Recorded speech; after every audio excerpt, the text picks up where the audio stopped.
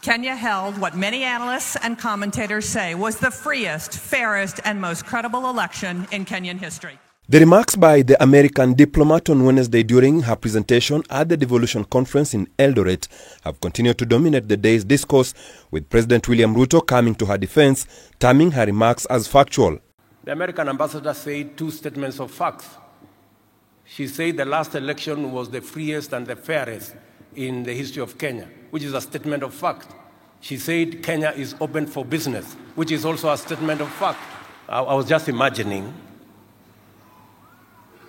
between the people who are orchestrating destruction of property and sabotaging our economy, and those who are working with us to create investment opportunities and investment capital for the people of Kenya.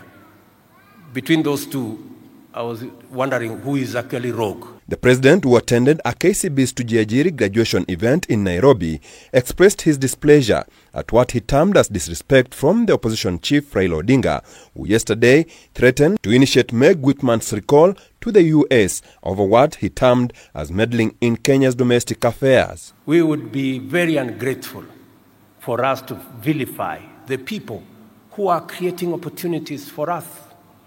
We have 200 billion investment from the American government. To ensure our safety and well-being. While attending the devolution conference in Eldoret, Uasin Gishu County, Deputy President Rigathi Gachagua also ventilated on the matter, where he joined forces with the president in defending Whitman. The unprovoked and unwarranted attack on the US Ambassador to Kenya, Meg Whitman, is as a result of people being allergic to the truth and the reality. Gachagua, who criticized the opposition leader of being in denial, reiterated the government's commitment to ensure a good relationship with the development partners such as the US. Ambassador Meg Whitman and other ambassadors were at bombers throughout the counting of votes. They had access to the public portal. They had calculators. They are educated, and they have done some bit of mathematics. They added the numbers, they observed, and were clear that the election was won fair and square, and it was open, democratic, and meets the best international standards. What the ambassador is saying is that is the truth. So she is being attacked and vilified by saying what everybody knows. National Assembly Speaker Moses Wetangula also had his take on the matter. Walikimbia kwa hao mabalozi kuambia kura haijapigwa vizuri, kuja mtusaidie. Sasa vile balozi amesema mimi niliangalia, nilikuwa bomas, niliona kura ilikuwa sawa, wamesema wewe ni mkatili. You can't have your cake and eat it. Lazima tuwe na heshima.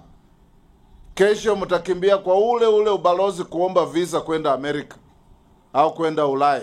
Meanwhile, the opposition leaders have maintained their stand on the involvement of diplomats in Kenya's internal affairs, saying that should not be allowed.